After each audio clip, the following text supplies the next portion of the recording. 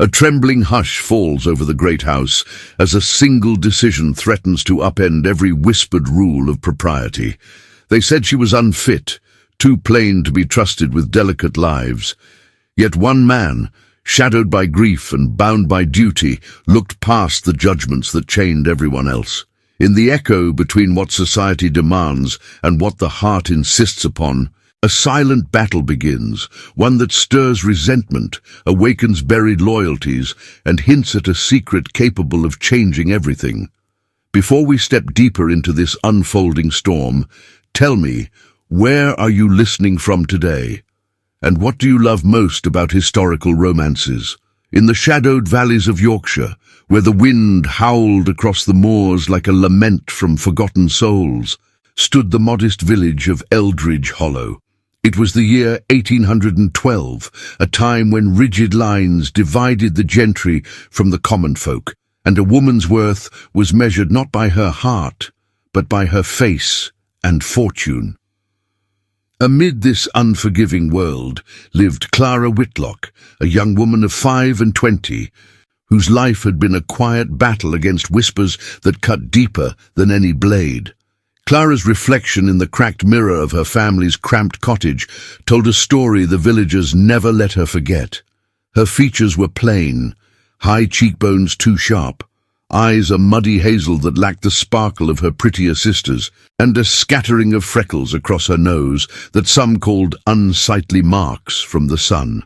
She was no delicate rose like the heroines in the novels she devoured by candlelight. No, Clara was sturdy, with calloused hands from tending her father's small farm, and a smile that hid the ache of being overlooked.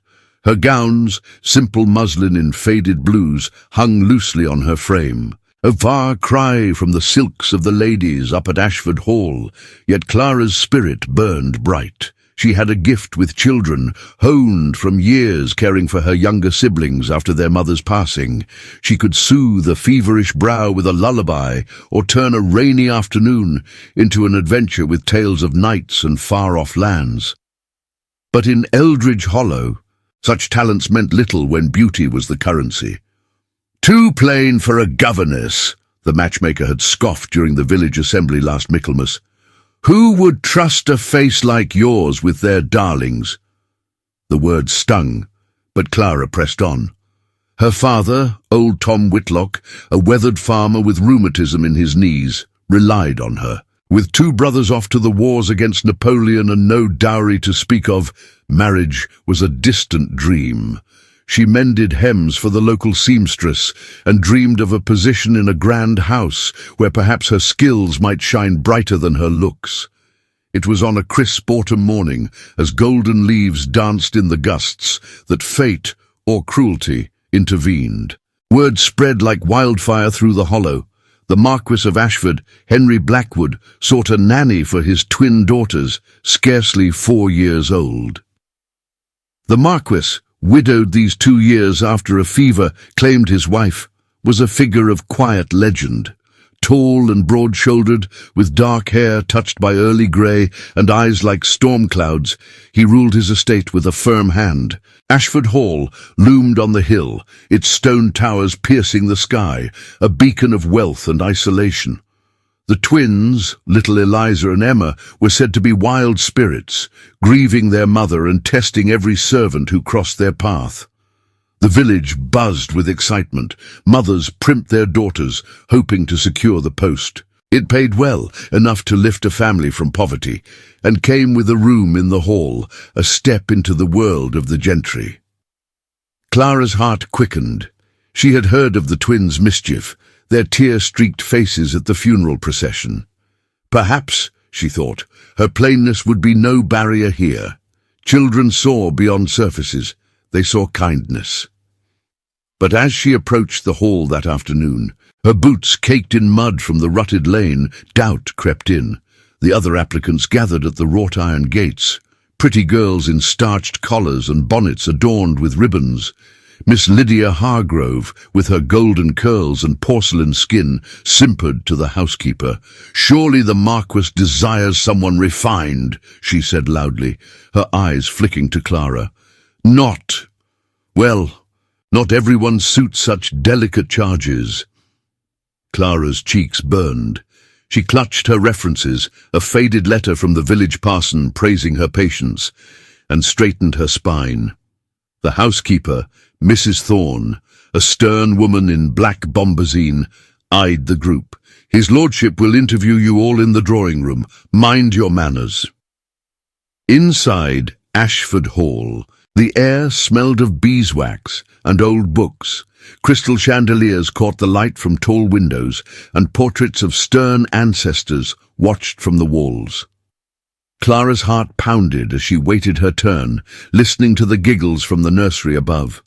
The twins' laughter was a siren's call, pulling her forward. When her name was called, she entered the study. There sat the Marquess, behind a massive oak desk piled with ledgers. He looked up, his gaze steady and unreadable.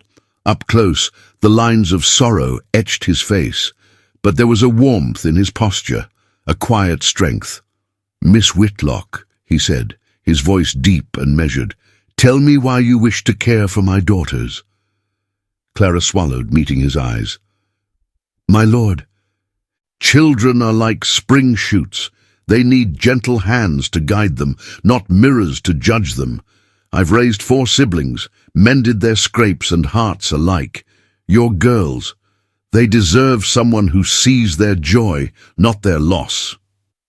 He leaned back, studying her. The room fell silent, save for the tick of the mantel clock. Outside, the wind rattled the panes, as if urging a decision. Then, a small voice piped from the doorway. "Papa, is she the one who tells stories?" It was Eliza peeking in, her twin clutching her skirt. Their faces were smudged with jam, eyes wide and curious. Henry Blackwood's expression softened, just a fraction. He glanced at Clara, then at his daughters. Perhaps she is. But as Clara left the hall that day, hope flickering in her chest, she overheard the whispers from the other applicants. "Too ugly for the twins," Lydia sneered to her companions. "He'll never choose her." What was he thinking, even interviewing such a plain thing? Clara paused at the gate, the words slicing through her like the chill wind. Yet deep down, a spark ignited. For in that brief moment in the study, the Marquess had looked at her, not with pity, but with possibility. Little did she know that choice would unravel everything, secrets buried in the hall's shadows, a villainous uncle scheming for the title, and a love that defied the cruel judgments of the world. The moor winds whispered promises of storms to come. The days following Clara's interview at Ashford Hall blurred into a haze of routine and restless waiting. Back in Eldridge Hollow, life resumed its familiar grind, the village a patchwork of thatched roofs and winding lanes where gossip flowed freer than the beck that cut through the moors. Clara rose before dawn each morning, her breath fogging the chill air of the cottage as she stoked the fire in the grate.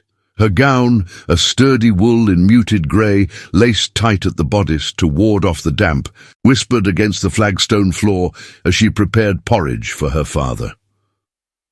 Old Tom Whitlock sat by the hearth, his gnarled hands wrapped around a mug of weak tea, his eyes distant with the pain of his joints. At 60, he was a shadow of the man who had once ploughed the fields with vigour, his face etched by years of wind and worry. "Any word from the hall, lass?" he asked, his voice gravelly. As if the question carried the weight of their fragile hopes, Clara forced a smile, stirring the pot with a wooden spoon. "Not yet, father, but the Marquess seemed thoughtful." She didn't mention the sneers at the gate or the knot in her stomach that twisted tighter with each passing hour. Instead, she busied herself with chores, milking the lone cow in the lean-to, where the beast lowed softly in the misty light, and gathering eggs from the henhouse, their shells cool and speckled in her apron. The village enforced its own rigid etiquette, invisible chains that bound the women especially. Sunday services at the stone church brought everyone together. a weekly ritual of starched collars and whispered judgments. Clara attended with her father, her bonnet tied neatly under her chin, the ribbons fluttering like flags of quiet defiance. The parson droned on about providence and humility, his voice echoing off the vaulted ceiling, while the squire's wife, Mrs. Beaumont, cast sidelong glances from her pew. Clara felt those eyes, always appraising, lingering on her freckled skin and the simple shawl draped over her shoulders. After the service, the congregation spilled into the churchyard, where the air hummed with chatter. "Heard the Marquess is particular about his staff," Mrs. Hargrove said to a cluster of women, her voice carrying on the breeze. Lydia's mother, plump and proud in her bombazine dress, nodded vigorously. "Aye, and who could blame him? Those poor twins need someone with grace, not just drudgery." The words landed like pebbles in a pond, rippling toward Clara, who pretended to adjust her father's coat. Her state of mind was a fragile balance, hope warring with the old scars of dismissal. Evenings found her by the window, mending linens by the flicker of a tallow candle, her thoughts drifting to the twins' curious faces. Eliza and Emma, with their tangled curls and jam-smeared cheeks, had peered at her without the village's cruelty. Children, she knew, judged by deeds, not appearances, yet doubt gnawed at her. What if the Marquess reconsidered, swayed by the prettier applicants? Her brother's letters from the front, sporadic scrawls about muddy marches and distant cannons, reminded her of the stakes. Without this position, the farm might slip away, leaving them destitute. Key figures in her world anchored this existence. There was Bessie, the seamstress, a stout widow of 40 with a kind heart and a sharp tongue, who employed Clara for odd jobs. "You're worth 10 of those painted dolls," Bessie would say, her fingers flying over the needle as they sat in her cluttered parlour, surrounded by bolts of calico and lace. The gentry overlooked gems like you. Then there was young Jamie, the blacksmith's lad, barely 18, with a crush that showed in his clumsy offers to carry her basket. His affections were sweet but unrequited. Clara's heart yearned for more than village steadiness. The first real tension stirred on a Tuesday afternoon, 3 days after the interview. Clara was at the market square, bartering for flour with the miller's wife, when a carriage rattled into view, Ashford Hall's crest gleaming on the door. The village hushed, heads turning as Mrs. Thorne, the housekeeper, alighted, her black skirts swishing purposefully. She scanned the crowd, her severe bun unyielding, and made straight for Clara. "Miss Whitlock," she said, her tone clipped yet not unkind, extending a sealed letter. The wax bore the Marquess's mark, a stylized ash tree. Clara's hands trembled as she broke it open, the paper crisp under her fingers. "His lordship requires your presence at the hall tomorrow at 10, to discuss the position." Mrs. Thorne's eyes softened fractionally. "The little ones took to you, it seems." Clara nodded, words failing her as the carriage departed in a swirl of dust.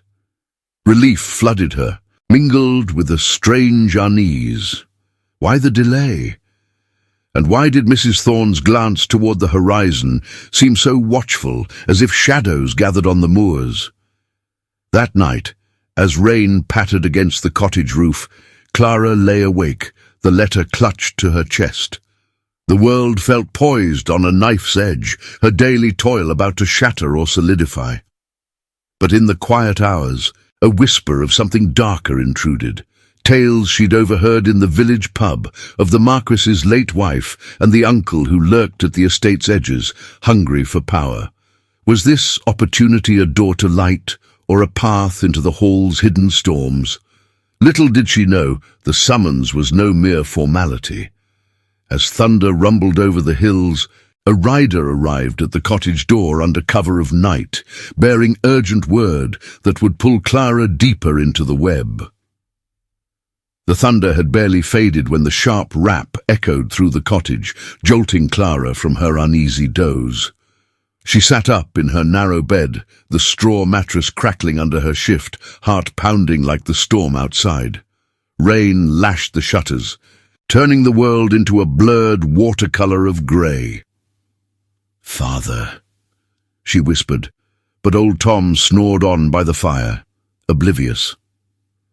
Clara slipped into her wrapper, a threadbare quilted thing that smelled of wood smoke, and padded to the door. The latch lifted with a groan, admitting a gust of wet wind and a cloaked figure on horseback. The rider, a stable hand from Ashford Hall by his livery, dismounted swiftly, water streaming from his hat. "Miss Whitlock, urgent message from his lordship. For your eyes only." She took the damp packet, her fingers numb from the chill, and nodded him away. He vanished into the night like a spectre, leaving hoofbeats to fade against the downpour. Back inside, by the dying embers, Clara unfolded the note. The Marquess's script was bold, ink-smudged but legible. "Miss Whitlock, circumstances demand haste. The position is yours, effective immediately. Come at first light. Discretion is paramount. H. Blackwood." Discretion? Her mind raced. Why the secrecy? The village would erupt come morning. She pressed the paper to her lips, a mix of triumph and terror surging through her. This was it, the break from drudgery, the chance to prove her worth. But at what price? The whispers about her plainness would turn to outright scandal. A farmer's daughter, chosen over the polished misses. Eldridge Hollow would not forgive such an affront to their vanities. Dawn broke sullen and sodden, the moors shrouded in mist that clung like regret. Clara dressed with care, choosing her best gown, a sprigged cotton from years past, its bodice mended neatly, hem brushed free of mud. She braided her hair tightly, tucking away the freckles that marked her as common, and pinned on a cap of plain linen. A hasty kiss to her father's brow, a murmured promise of provision, and she set off up the hill, her boots sinking into the sodden path. Ashford Hall emerged from the fog like a brooding giant, its towers wreathed in ivy that dripped relentlessly. The gates stood open, and Mrs. Thorne waited in the porte-cochere, her face a mask of efficiency under a hooded cloak. "Quickly now, miss. The master's in the library. No time for dawdling. The girls are in a state."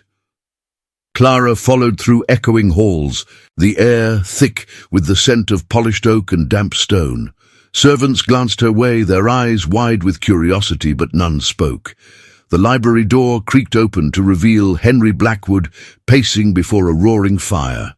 He turned, his coat unbuttoned, cravat askew, the lines of exhaustion deeper than at the interview. The twins huddled on a settee wrapped in a shared blanket, their eyes red-rimmed and faces pale. Eliza clutched a rag doll, while Emma sucked her thumb, both staring at the newcomer with a mix of wariness and wonder. "Miss Whitlock," the Marquess said, his voice low and urgent. "Thank God you've come. Eliza took ill in the night, fever, perhaps from the chill. The doctor is delayed by the roads and the other applicants." They fled at the first wail. "But you spoke of guiding shoots through storms." Clara's hesitation flickered. This was no genteel interview. It was chaos, a plunge into the heart of the household. The social cost loomed immediate. Word would spread of her unchaperoned arrival, tongues wagging about impropriety, yet the twins' vulnerability tugged at her. She knelt before them, offering a gentle smile. "Hello, little ones. I'm Clara. Shall we chase away the shadows with a story?" Eliza uncurled slightly, her voice a whisper. "The one about the brave fox?" Henry watched, his storm cloud eyes softening. "The rules here are strict, Miss Whitlock. You'll have your own quarters in the nursery wing, meals with the children, no visitors without my leave. Gossip is poison in these parts. My uncle, Lord Reginald Blackwood, resides nearby at Blackwood Grange. He oversees estate matters. Tread carefully. His favour is fickle." Clara nodded, absorbing the new world's edicts. Etiquette demanded deference, curtsies to superiors, silence in company, vigilance against prying eyes. The hall's hierarchy was a web, housekeeper commanding below stairs, the Marquess above all, with the uncle's shadow lurking like a fox in the underbrush. Reginald Blackwood, she recalled from village tales, was a sharp-featured man of 50, widowed and childless, his ambitions veiled in polished manners. Whispers painted him as the late Marchioness's confidant, but darker rumours spoke of debts and designs on the title should Henry falter. As Clara settled the twins with warm broth and a tale of woodland adventures, the first obstacle reared.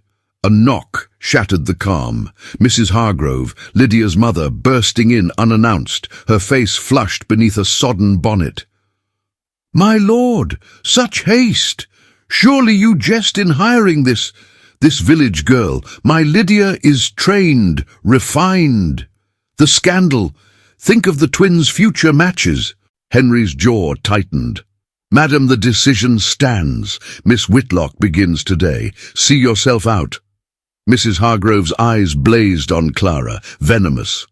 "You'll rue this plain thing. The uncle will hear of it, and he does not suffer interlopers." She swept away, slamming the door, leaving silence thick as fog.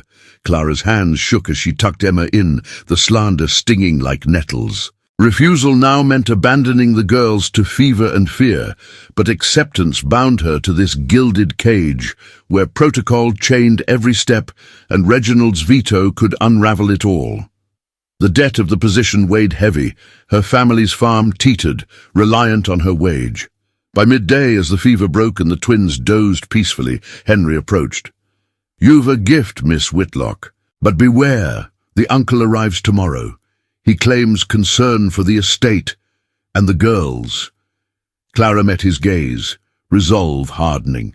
The choice was forced: step into the fray or retreat to obscurity. She chose the hall, unaware that Reginald's carriage already crested the distant hill, his spies bearing tales of the ugly interloper who dared upend his plans. The morning after Clara's arrival dawned with a deceptive calm, the moors veiled in a soft haze that muffled the distant bleat of sheep. Ashford Hall stirred slowly, servants padding through the corridors with trays of steaming chocolate and fresh rolls. Clara, in her simple grey wool gown with its high neck and modest ruffles, felt the weight of the household's eyes as she guided the twins down the grand staircase. Eliza and Emma, their cheeks flushed from the night's fever now broken, clung to her skirts, their small hands trusting in her grasp. The nursery wing had become her domain overnight, a sunlit room with painted walls of pastoral scenes, shelves of wooden toys, and a wide window overlooking the wild gardens. But today marked her first true test in this new world. The weekly tea with the local gentry, hosted in the drawing room to affirm the hall's standing. Mrs. Thorne, ever the sentinel, adjusted Clara's cap with a brisk tug. "Mind your place, miss. No speaking unless spoken to. The ladies will probe like hounds on a scent." Her warning hung heavy as Clara entered the drawing room. The air thick with the perfume of roses from crystal vases and the murmur of silk skirts.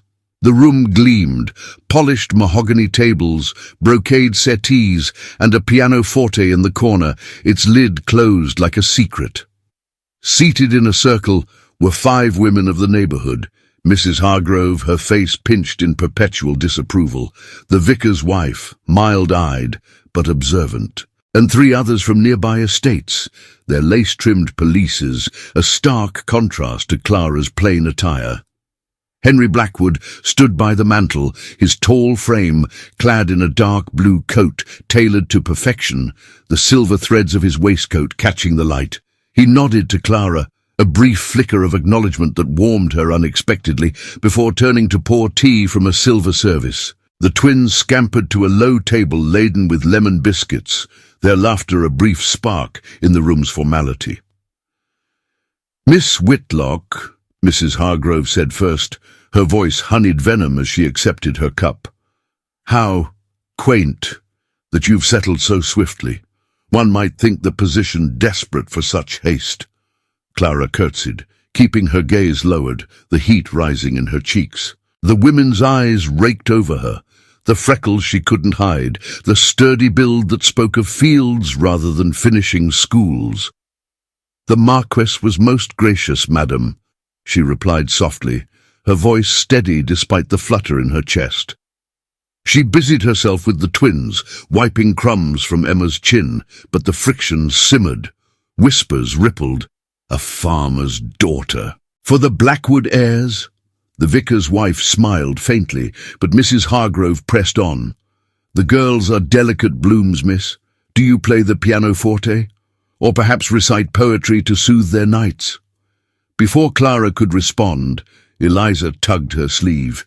"Clara tells better stories than books." The child's innocence drew a chuckle from one guest, but Mrs. Hargrove's lips thinned. From the shadows near the doorway, a figure observed. Lord Reginald Blackwood, the Marquess's uncle, arrived unannounced as promised. He lounged against the frame, his lean form in a bottle-green coat, silver hair slicked back, eyes sharp as a hawk's. At 50, he carried the family's aristocratic bearing, but his smile held no warmth, only calculation. He had slipped in quietly, drawn by the summons of estate ledgers, yet his gaze fixed on Clara like a predator sizing up an intruder. Henry glanced his way, tension coiling in his jaw, but he said nothing at first, merely offering Reginald a cup. The uncle sipped, then drawled, "Nephew, introducing the staff to company? Bold, though I suppose needs must when the devil drives." His words landed softly, but the implications stung. Clara as a devilish necessity, unfit for the hall's polish. The room tittered, a subtle humiliation that made Clara's hands clench. She felt the class chasm widen, her calluses hidden but not forgotten, her plain features a silent accusation against the silken circle. Yet in that moment of exposure, a small defense emerged. As Mrs. Hargrove leaned forward to coo at the twins. Emma recoiled, hiding behind Clara's skirts. Henry stepped closer, his presence a shield. "The girls have taken to Miss Whitlock admirably," he said, his voice firm, eyes meeting Clara's for a heartbeat longer than propriety allowed. In that shared silence, something shifted, a micro-gesture, his hand brushing hers as he passed a plate of scones. Warm and deliberate. It was fleeting, but it ignited a quiet advance, a thread of understanding weaving between them amid the scrutiny. Reginald's eyes narrowed from his perch, noting the exchange, his fingers tightening on his cup. He excused himself soon after, murmuring of business in the study, but Clara caught the shadow of his intent. A whispered aside to a footman, a note perhaps to be dispatched. The tea dragged on, the women dissecting village news, but Clara endured, her resolve hardening with each sidelong glance. As the guests departed in a rustle of shawls and carriages crunching gravel, Henry lingered by the pianoforte. "You held your own," he said quietly, opening the lid to reveal a worn music book inside.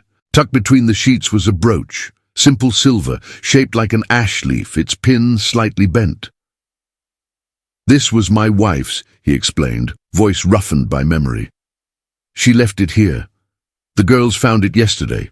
It suits someone who brings light to shadows."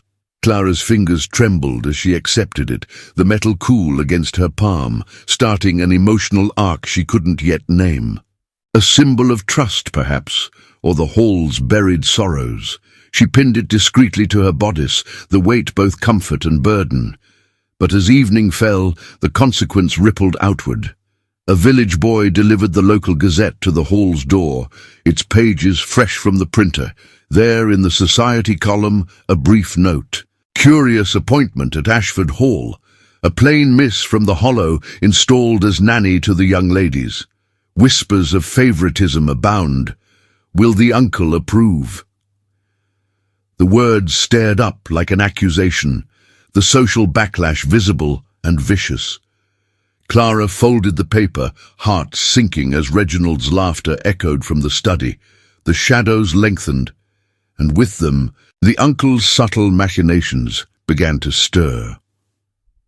The storm that had been brewing over the Yorkshire moors finally broke that evening, unleashing a torrent that hammered Ashford Hall's slate roof like the wrath of ancient gods. Winds howled through the chimneys, rattling windows and sending draughts snaking across the nursery floor. Clara had just settled the twins into their beds, little Eliza clutching the rag doll, Emma's thumb slipping from her mouth as sleep claimed her, when thunder cracked overhead, sharp and unforgiving.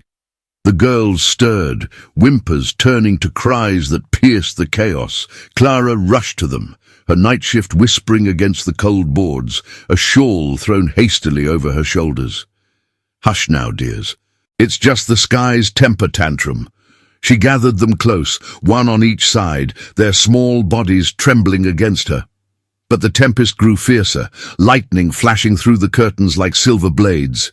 A branch snapped outside, crashing against the house, and the twins wailed in unison, burying their faces in her arms. Down the hall, footsteps pounded. The door flew open, and Henry Blackwood burst in, his hair dishevelled, shirt untucked from the frenzy below stairs. Rain slicked his skin. He must have been securing the stables. "Miss Whitlock, are they—" His eyes found the huddle on the bed, softening with relief and something deeper, a raw vulnerability that stripped away his lordly mask. "They're frightened, my lord," Clara said, her voice steady amid the roar. "The storm's too wild for little hearts." She rocked the girls gently, humming a fragment of an old lullaby her mother had sung, the melody weaving through the gale like a thread of calm. Henry hesitated in the doorway, then stepped inside, closing it against the draught. The room shrank around them, the four souls confined in flickering candlelight. He knelt by the bed, his large hand hovering before resting on Eliza's back. "Papa's here," he murmured, his deep voice rumbling like distant thunder, but soothing. The twins reached for him, and for a moment the family knit together, Clara the unexpected bridge. As the night wore on, the storm trapped them there. No servant dared the corridors. The house groaned under the assault. Henry stayed, sharing stories to distract the girls, tales of his own childhood on these moors, chasing foxes through the heather, his father's stern lessons in riding. Clara listened, adding her own touches, the fox outwitting the hounds with cleverness, not speed. Laughter bubbled from the twins, fragile at first, then bright, chasing shadows from their eyes.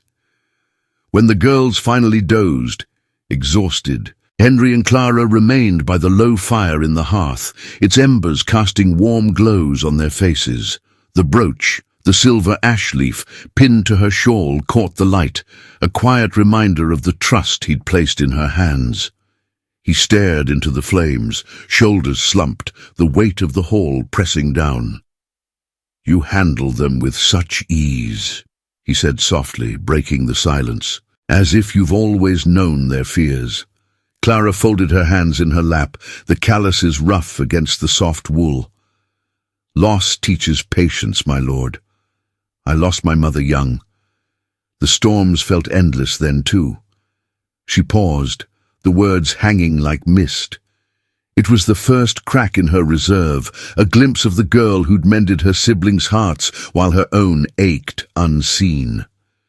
Henry turned to her, his storm-cloud eyes searching.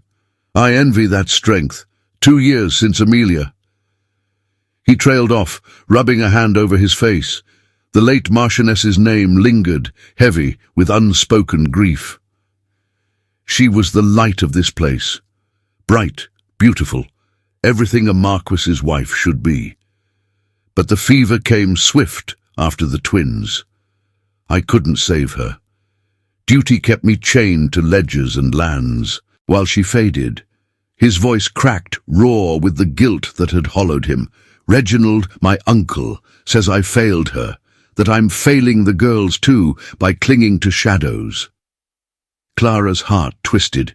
Here was the man behind the title, not the distant lord, but a widower scarred by loss, bound by the iron code of his station. "You honor her by loving them fiercely," she whispered.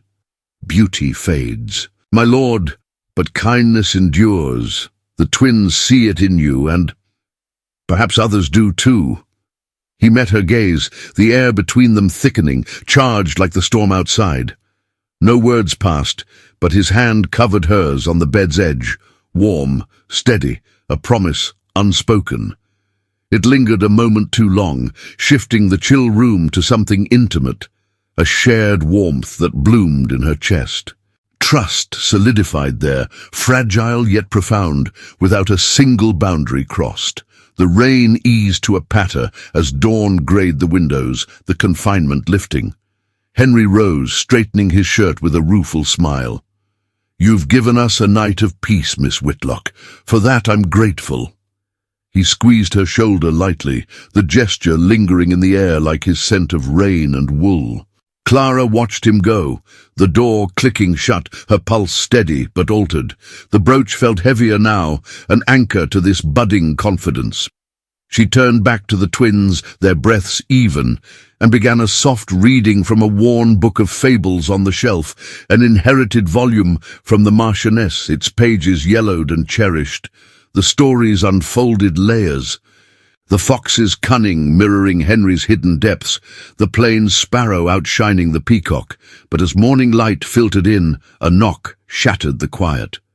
Mrs. Thorne entered, her face pale, a sealed missive in hand. "From Lord Reginald, miss, delivered by his man at first light."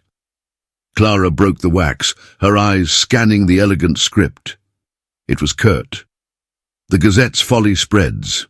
Meet me at noon in the study. We discuss your unsuitability and the consequences for the hall." The warmth fled, replaced by a chill deeper than the storms. Reginald's shadow loomed closer, his espionage through village whispers now a direct strike. Clara clutched the letter, the emotional tide ebbing, pulling her toward confrontation. The noon sun pierced the nursery windows like an unwelcome intruder, casting harsh shadows across the playroom floor where wooden horses and rag dolls lay scattered from the morning's games.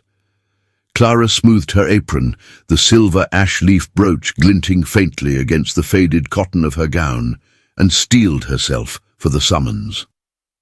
The twins played nearby, their laughter a fragile shield against the dread coiling in her gut. Eliza stacked blocks into a wobbly tower, while Emma hummed a tuneless melody, oblivious to the storm gathering beyond the door. Mrs. Thorne appeared like a spectre, her keys jingling softly. "His lordship's in the study with the uncle. Best not keep them waiting, miss."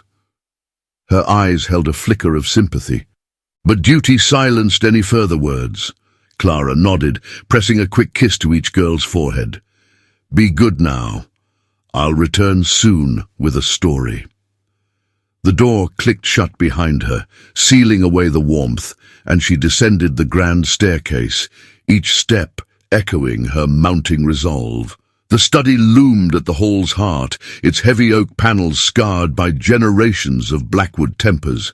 Clara knocked, knuckles white, and entered at Henry's clipped "Come." The room reeked of cigar smoke and aged leather, the fire crackling low despite the day's mildness. Henry stood by the desk, arms crossed over his broad chest, his face a mask of controlled fury. Across from him lounged Reginald Blackwood, legs stretched toward the hearth, a glass of brandy in hand, though the hour was unseemly. At 50, the uncle cut a sharper figure than his nephew, lean and hawkish, with a powdered wig framing features twisted in perpetual disdain. His green velvet coat strained at the shoulders, gold buttons catching the light like false promises. "Ah, the interloper arrives," Reginald drawled, setting his glass down with a deliberate clink. His eyes raked over Clara, lingering on her freckled cheeks and sturdy frame as if appraising livestock. Miss Whitlock, is it? Sit if you must. We have matters to clarify. Clara perched on the edge of a straight-back chair, her spine rigid, refusing the offered seat's indignity. Henry shot her a glance, brief, bolstering, but said nothing, his jaw clenched tight. The air thickened with unspoken accusations, the weight of the family's legacy pressing in from the portraits on the walls. Reginald leaned forward, producing a sheaf of papers from his coat pocket, the edges crisp and damning. Nephew, I've reviewed the estate ledgers. Debts mounting since Amelia's passing, repairs to the tenants' roofs, the wool market's slump, and now this whim of yours, hiring village chaff for the girl's care. He slid the documents across the desk, where they fanned out like a hand of ill cards. Your choice invites scandal. The Gazette's just the start. Whispers reach London already. The Marquess and his plain pet. It wounds the Blackwood name, erodes alliances. I've spoken to Squire Hargrove. He pulls his support from the enclosure bill unless this arrangement ends. Henry's fists balled at his sides. This is blackmail, Uncle. Clara stays. The girls thrive under her care. Blackmail. Reginald's laugh was a bark, devoid of mirth. He turned to Clara, voice dripping venom. You, girl, are the poison, a farmer's drab, freckled and forgettable, worming into a noble house. I know your kind. Eyes on the silver, perhaps a bastard Blackwood to claim. The words struck like a lash, public in their cruelty, aired before the Marquess himself. Clara's cheeks flamed, but she held his gaze, the brooch burning against her skin like a brand. Slander won't sway me, she said evenly, though her voice trembled at the edges. I've done no wrong but tend the children with honest heart. Reginald's eyes gleamed, triumphant. He rose, circling the desk like a wolf closing in. Honest? Then explain this. From his pocket came a crumpled letter, Clara's own reference from the parson, but annotated in red ink with village gossip. Unsuited for gentle company, plain of face and low birth. Beside it a sketch, crude, anonymous, depicting her as a hag snatching at the twins, circulated no doubt by Hargrove's ilk. I've evidence of your unsuitability. Petition the magistrate if you like. I'll see you dismissed, your name dragged through every drawing room from here to York. The girls deserve better than a schemer's touch. The attack landed frontal and fierce, sabotaging not just Clara's position, but the fragile harmony she'd woven. Henry stepped forward, voice thunderous. Enough! You'll not dictate my household. But Reginald's strike had teeth. He turned to his nephew, tone shifting to oily persuasion. Think, Henry, the title passes through the girls. If scandal taints them, your poor judgment exposed, the trustees could intervene. I've allies in the courts. Debts like these invite scrutiny. Send her packing or watch the estate crumble for the family's sake. The room spun into silence, broken only by the fire's pop.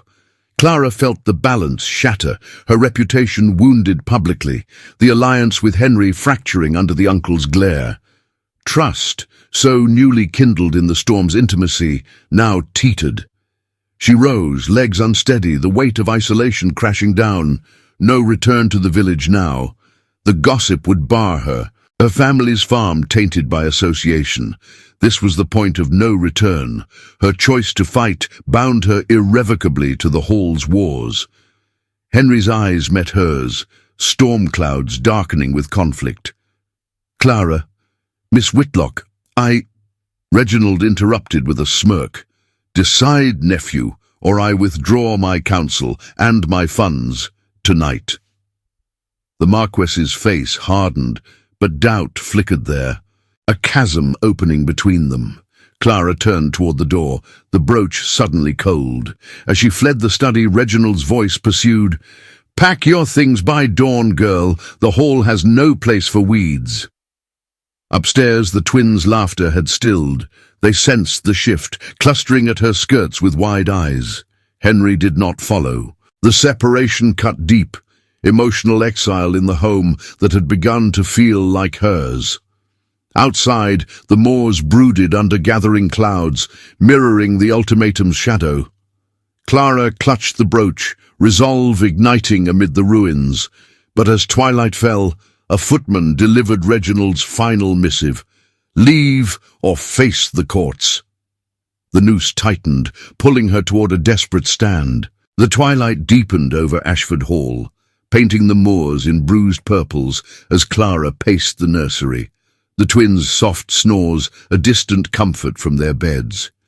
Her fingers twisted the silver ash leaf brooch, its edges now sharp reminders of fragile trust. Reginald's ultimatum echoed in her mind: leave by dawn or face the courts. The isolation clawed at her. Henry's silence after the study confrontation felt like abandonment, a chasm widened by duty's heavy hand.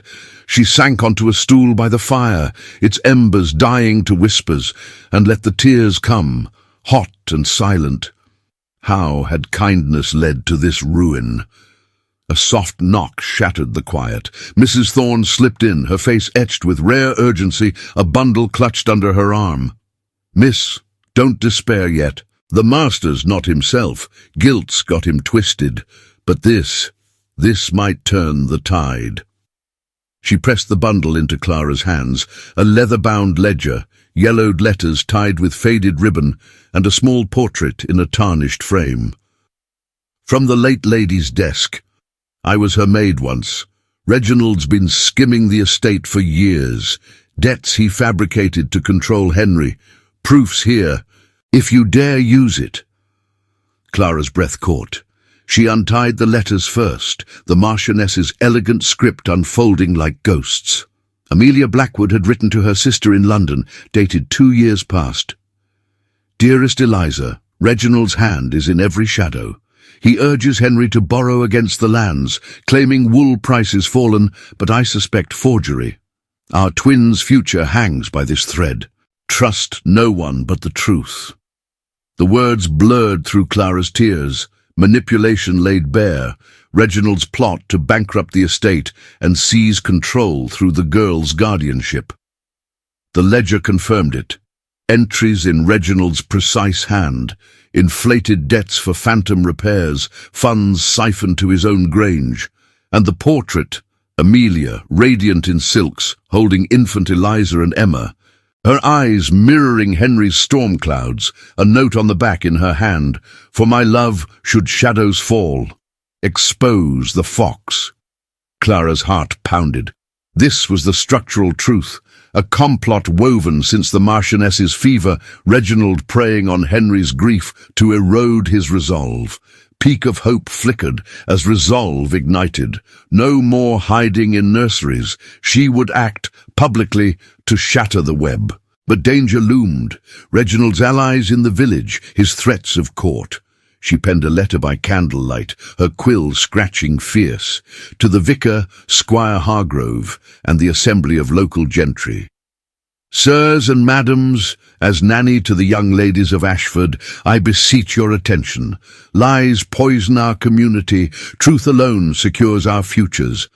I summon you to the village hall at noon tomorrow to review ledgers and letters that reveal deceit against the Marquess and his heirs." She sealed it with wax, no crest but her own steady hand, and dispatched it via a trusted groom before dawn. Morning broke crisp, the moors alive with dew-kissed heather. Clara dressed with purpose, her grey wool gown pressed, the brooch prominent like a badge. The twins sensed her fire, chattering as she braided their curls. "Will you fight the bad man, Clara?" Eliza asked, eyes wide. "Like the fox in the story?" Clara smiled, hugging them tight. "I, little one, with cleverness and heart." Word spread like moorfire.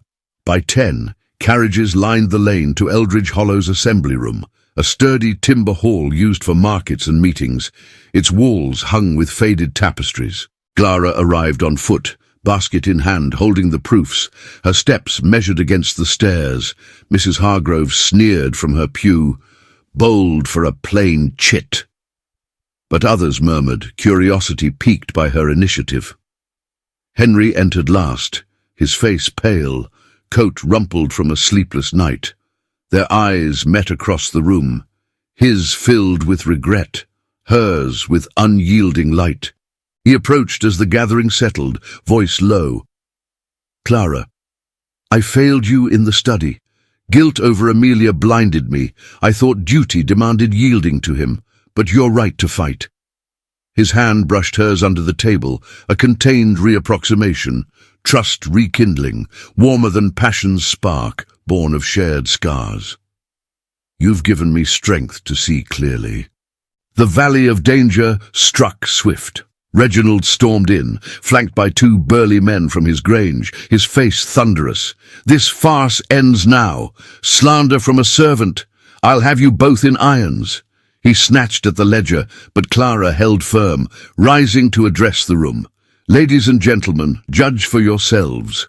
She laid out the letters, the portrait, the falsified entries, each piece a dagger to Reginald's facade. Gasps rippled, the vicar leaned in, Squire's brow furrowed. Reginald's response escalated the threat, lunging forward with a snarl. "Lies! Forged by this witch to seduce my nephew!" But testimony followed, Mrs. Thorne stepping forward, voice steady. "I saw him alter the books myself after the Marchioness's passing." The crowd shifted, indignation building against the uncle's greed, his exploitation of a grieving family. Whispers turned to outrage. "Thief in our midst!" Peak of hope surged as Henry stood beside Clara, his arm a subtle shield.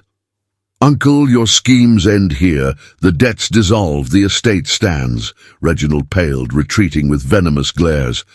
"This isn't over. The trustees will hear of your folly." But the damage was done. Social perception flipped. Clara no longer the interloper, but the heroine unveiling corruption. Applause echoed faintly, a balm to her wounds.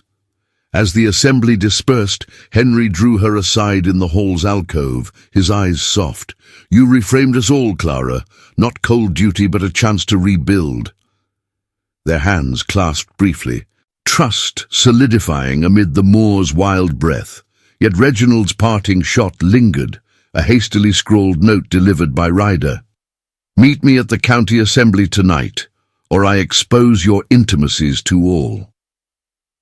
The summons to the decisive public event hung like a blade, pulling them toward greater peril. The carriage wheels crunched over the gravel drive as evening cloaked Ashford Hall in velvet shadows, the moors sighing under a canopy of stars. Clara sat rigid beside Henry, the twins tucked safely in the nursery under Mrs. Thorne's watchful eye. The county assembly at Eldridge Hollow's Grand Inn promised the height of local society, a whirl of candlelit dances, clinking glasses, and veiled barbs exchanged over fans and waistcoats. But tonight it was a battlefield. Reginald's note burned in Clara's pocket. "Expose your intimacies, or yield the hall." The threat twisted like a thorn, fabricated whispers of impropriety between Nanny and Marquess, designed to shatter reputations in one fell swoop.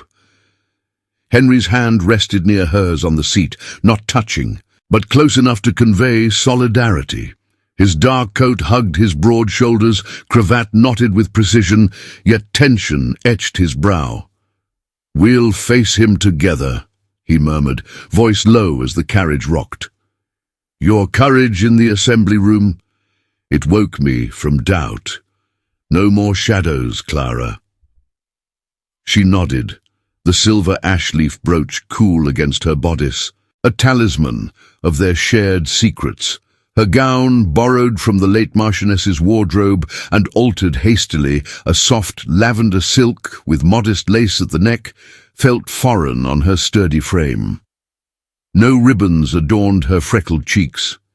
Her hair was pinned simply, a quiet defiance against the silks awaiting inside. The social chasm loomed, but resolve armored her. This choice, standing publicly as ally, not servant, would define them, not as scandal's victims, but as guardians of truth. The inn's assembly room blazed with light, chandeliers dripping wax onto polished floors where couples swirled to a fiddler's lively reel. Gentry from miles around filled the space, Mrs. Hargrove in crimson taffeta fanning herself amid a cluster of matrons.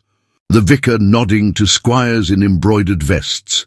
Whispers hushed as Henry and Clara entered, his arm offered formally at her elbow, a gesture bold enough to stir murmurs. "The Marquess with his companion?" one voice hissed. Eyes followed, appraising her plain features against the glittering throng. Reginald waited at the far end, near the punch bowl, his hawkish face flushed with brandy and anticipation. He raised his glass in mock salute, then beckoned a side chamber off the main hall, a private parlour for cards and confidences. "Nephew, and the, help.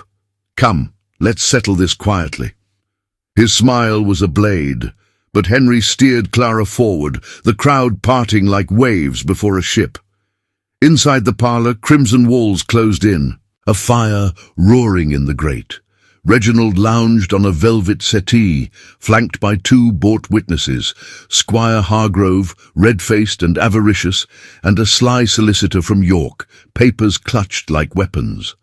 A dossier lay open on the table, forged letters in Clara's hand, professing undying affection to Henry, sketches of stolen kisses in the nursery shadows, affidavits from servants claiming illicit nights.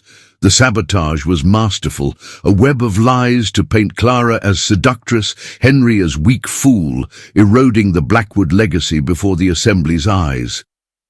"You see?" Reginald purred, sliding the papers forward. "Intimacies indeed. I'll read these aloud to every soul here, ruin her, tarnish you, and claim guardianship of the twins. The trustees will thank me for saving the title from your folly." Hargrove nodded eagerly, eyes on the estate's riches. "Aye, my lord. The scandal would bar any match for the girls. Send her away, or lose it all." Clara's pulse thundered. The room tilting, humiliation clawed at her, visions of the village's scorn, her father's farm seized in the fallout. But Henry's gaze met hers, steady as moorstone. "No," he said, voice rising. "This ends tonight." The door burst open as if on cue. Mrs. Thorne, breathless, with the vicar and a cluster of gentry trailing, drawn by the raised voices leaking into the hall. Clara seized the moment, her counterattack swift and strategic. "Ladies and gentlemen," she called, stepping to the table, voice clear despite the tremor. "Judge not by lies, but by truth." She snatched the ledger from her reticule, the one from Amelia's desk, and the Marchioness's letters, laying them beside Reginald's forgeries. "These are his crimes. Falsified debts to bleed the estate dry, plots to control the heirs. Witnesses abound." Mrs. Thorne saw the alterations. The banker's clerk in York confirms the siphoned funds. The vicar leaned in, spectacles glinting as he scanned the proofs. Gasps rippled through the doorway crowd, now swelling with dancers pausing mid-step. Reginald lunged, face purpling. "Fabrications! She's the deceiver!" But strategy unfolded like a well-played hand. Henry signalled, and two footmen, loyal hall retainers, produced a key witness. Old Mr. Ellis, the estate's former steward, frail but fierce, summoned from his cottage. "I resigned under duress," Ellis croaked, pointing a gnarled finger. "Lord Reginald forged my signature on loans that never reached the tenants. He aimed to force a sale, to himself." Murmurs turned to outrage.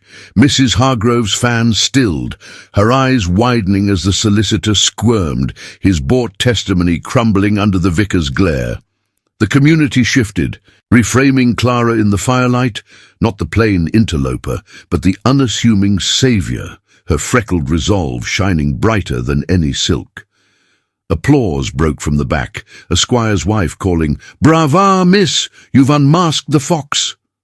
Reginald staggered, his dossier snatched and torn by eager hands, the forgeries exposed as ink-smudged frauds. He backed toward the wall, hawkish features collapsing into defeat. This is treason to family." Henry stepped forward, voice commanding the room. No, uncle, it's justice. Your schemes end. Exile to your grange, or face the courts.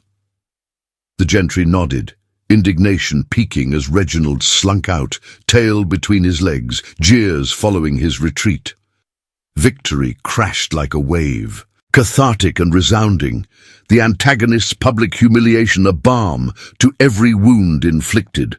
The parlour emptied into cheers, the assembly resuming with renewed vigour, but Henry and Clara lingered in the hush. Silence fell, heavy with the storm's aftermath. He took her hand fully now, thumb tracing her knuckles in a tacit vow, intimate, unspoken, binding them as equals.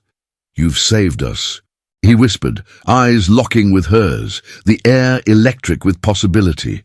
If you're enjoying this tale of triumph over adversity, hit that subscribe button now so you don't miss any more heart-pounding stories from this channel.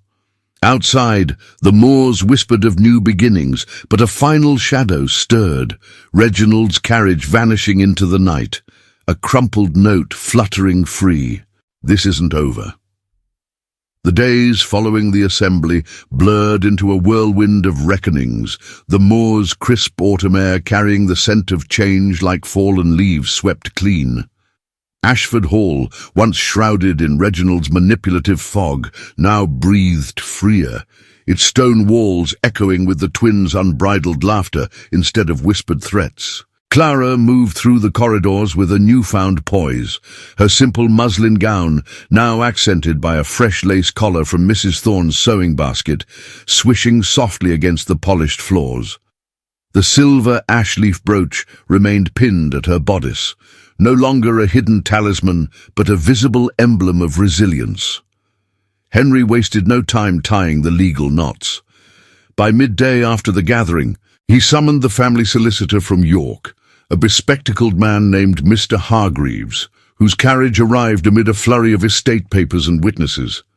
In the study, where Reginald's sabotage had once unfolded, Henry laid out the proofs, the ledger's falsified entries, Amelia's incriminating letters, and affidavits from Mr. Ellis and the bank clerk. "My uncle's greed ends here," Henry declared, his voice steady, the storm clouds in his eyes now clear with purpose. "He forged debts to undermine me, eyeing the twins' inheritance, petition the courts for his disinheritance from estate matters, and exile to his distant holdings in Scotland." Hargreaves nodded gravely, quill scratching across parchment. "It shall be done, my lord. With the gentry's testimonies from the assembly, the magistrate will rule swiftly. Lord Reginald loses all advisory rights, his prestige shattered like glass under boot. The consequence struck concrete and swift. Within a fortnight, a court decree arrived, barring Reginald from Ashford lands. Whispers spread through Eldridge Hollow. He'd fled to a crumbling manor in the Highlands, his once polished reputation reduced to tavern jests. A cautionary tale of ambition's fall. No more would his hawkish shadow loom. The villain, sanctioned and sidelined, faded into irrelevance. With the family threads secured, Henry turned to the heart of the hall. The twins, Eliza and Emma, now 4 and full of spark, thrived under Clara's care, their wild curls bouncing as they chased through the gardens. But the household's healing demanded more. One crisp morning, as frost rimed the windows, Henry gathered the staff in the drawing-room. Mrs. Thorne stood proud, her keys glinting. Young Jamie, the blacksmith's lad who'd once carried Clara's baskets, now served as a footman, his crush evolved into loyal service. "You've all stood firm," Henry said, his broad shoulders squared, voice carrying the compassion he'd rediscovered. "Mrs. Thorne, your vigilance earns you the housekeeper's full quarters and a pension. Mr. Ellis returns as steward, with shares in the wool yields, and Jamie, apprenticed to the head groom, with a cottage on the grounds. The neutrals repositioned too. Squire Hargrove, exposed as Reginald's pawn, mended fences with a public apology at church, his support for the enclosure bill reinstated under fair terms. The vicar's wife, once watchful, now hosted teas where Clara's name evoked admiration, not pity. Allies like Bessie the seamstress received bolts of fine fabric from the hall's stores, her shop blooming with new custom. Transformation rippled outward. Clara's voice, once soft in the nursery, now led village readings for children, her leadership a quiet revolution against old judgments. Yet the deepest resolution sealed in privacy, away from prying eyes. On a golden afternoon, as the sun dipped toward the moors, Henry led Clara to the estate's rose arbor, a secluded nook revived from neglect, its thorns pruned, blooms unfurling in defiant color. No toxic echoes of Amelia lingered here. The space, renewed with fresh soil and Clara's own tending, symbolized a clean slate. He drew a small velvet box from his coat, revealing a simple gold band, unadorned save for an etched leaf motif, crafted anew by the village smith, free of past shadows. "Clara Whitlock," he said, taking her calloused hands in his, warm and sure. "You've mended more than hearts in this house. You've shown me love isn't bound by titles or mirrors, but by choice, yours and mine, as equals." His eyes, once guarded storms, now shone with unfeigned joy. She searched his face, the freckles across her nose catching the light, her sturdy frame standing tall. "Henry Blackwood, you've given me a place not despite my plainness, but because of my truth. I choose you, and this life, freely." He slipped the ring onto her finger, a perfect fit, and drew her close. Their lips met in a kiss born of love, gentle, profound, sealing their alliance without haste or regret. It lingered, a horizon of future unfolding, shared mornings with the twins, evenings poring over ledgers as partners, her influence shaping the hall into a haven of compassion. Their legacy took root swiftly. Henry endowed a small school in Eldridge Hollow, its thatched roof raised by spring, where Clara taught not just letters but kindness, girls like her, overlooked yet capable, finding voices amid the books. The farm her father tended flourished with hall seed. Old Tom Whitlock, retiring to a cozy cottage nearby, his rheumatism eased by the Marquess's physician. The twins grew, their adventures narrated in letters to distant aunts, the Blackwood name restored, stronger for the trials. One evening, as twilight painted the moors violet, Clara and Henry stood at the hall's balcony, the twins asleep below. She leaned into him, the ring glinting. "We've built something enduring," she whispered. He nodded, arm around her waist. "And it begins now." But as stars pricked the sky, a rider approached the gates, bearing a sealed letter from Scotland. Reginald's hand, perhaps a final plea or threat. Henry crumpled it unread, tossing it to the fire. Let shadows stay buried. Yet in the distance, the moors whispered of possibilities yet to unfold. 10 years had woven their gentle tapestry over Ashford Hall, transforming the once brooding estate into a haven of warmth and laughter. It was the year 1822, and the Yorkshire moors bloomed with heather under a sky vast and forgiving. The winds still whispered across the hills, but now they carried echoes of joy rather than secrets of strife. Clara Blackwood, Marchioness of Ashford, stood at the nursery window, her hand resting on the swell of her belly, her 4th child due with the autumn leaves.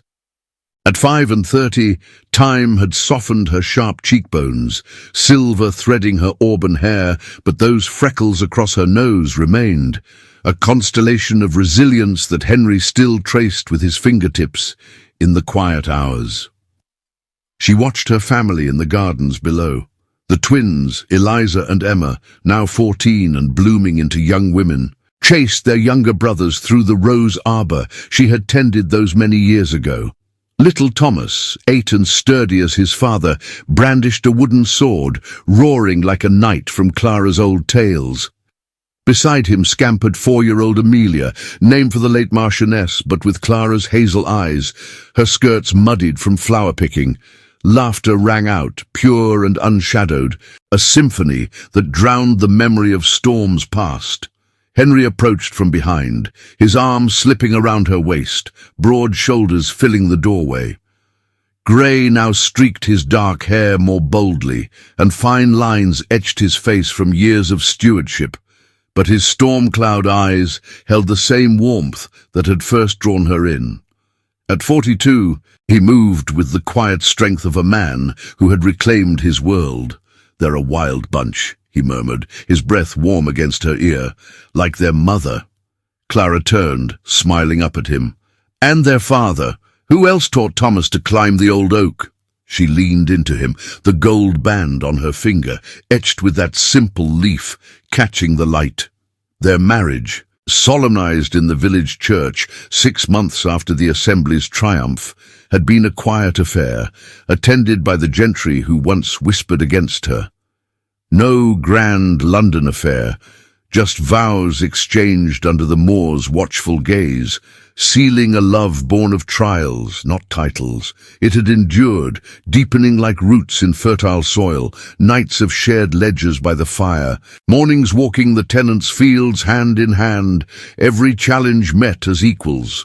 The social changes rippled far beyond the hall.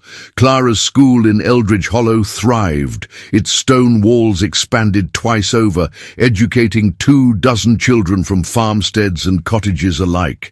Girls like her once were, plain or pretty, overlooked or bold, learn not just sums and letters but poise and purpose. "You've changed the Hollow's heart," the vicar had said at last, Michaelmas, his mild eyes twinkling. The rigid lines of class had softened. Tenants now dined at harvest feasts in the great hall, their daughters curtsying not in fear, but pride. Henry, guided by her compassion, had cleared the fabricated debts Reginald left, turning wool yields to community mills and scholarships. Ashford stood as a beacon, its legacy one of equity, not isolation. Yet not all had escaped the price of old sins. Reginald Blackwood's fall had been swift and unrelenting. Exiled to his Highland manor, the crumbling piles swallowed his remaining fortunes in endless repairs against the biting winds. Cut off from Ashford's coffers, he schemed in vain. Petitions to distant courts dismissed as the sour grapes of a disgraced kin.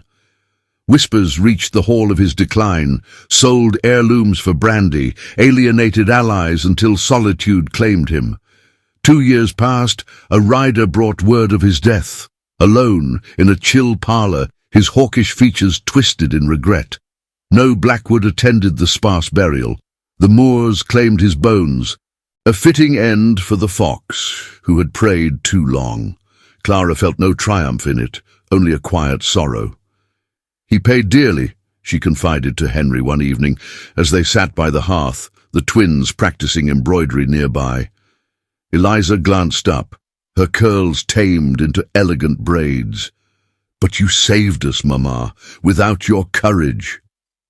Emma nodded, threading a needle with steady hands.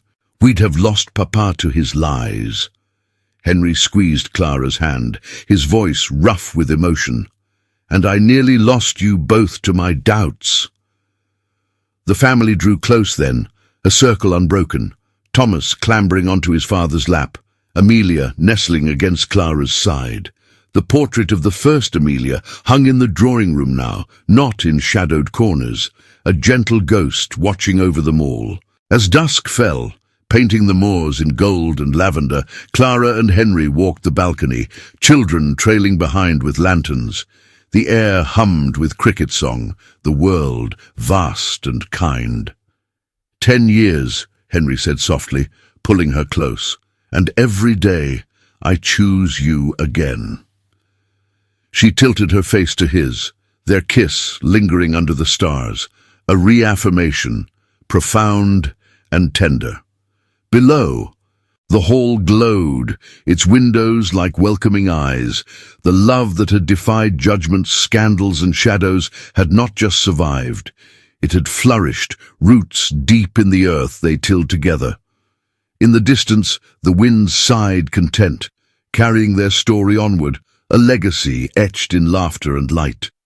As the stars wheeled above the timeless moors of Yorkshire, The tale of Clara and Henry Blackwood draws to a close, leaving echoes that linger long after the final page turns.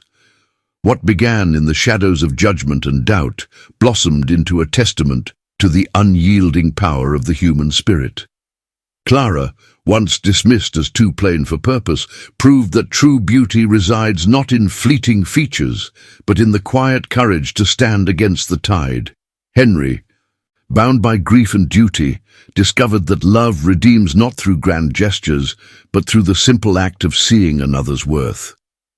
This story whispers profound lessons to us all.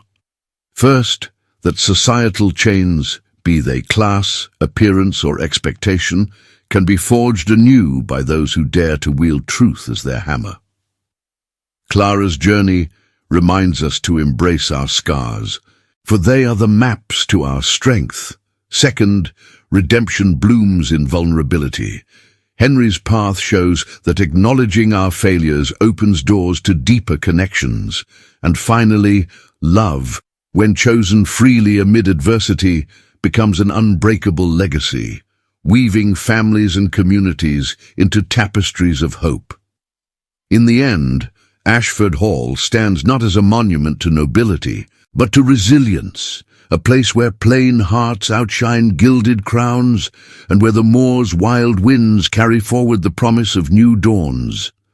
If this narrative stirred your soul, reflecting on judgments overcome and loves reclaimed, share your thoughts below. What resonated most with you? Did Clara's defiance ignite a spark, or Henry's transformation touch your own hidden battles? And to prove you've journeyed to this heartfelt close, drop the word Moors in the comments. It'll signal to fellow dreamers that you've savored every twist. For more tales of Regency romance, where underdogs claim their destinies and hearts conquer all, check the cards for similar stories waiting to unfold. Until next time, may your own paths lead through storms to sunlit horizons.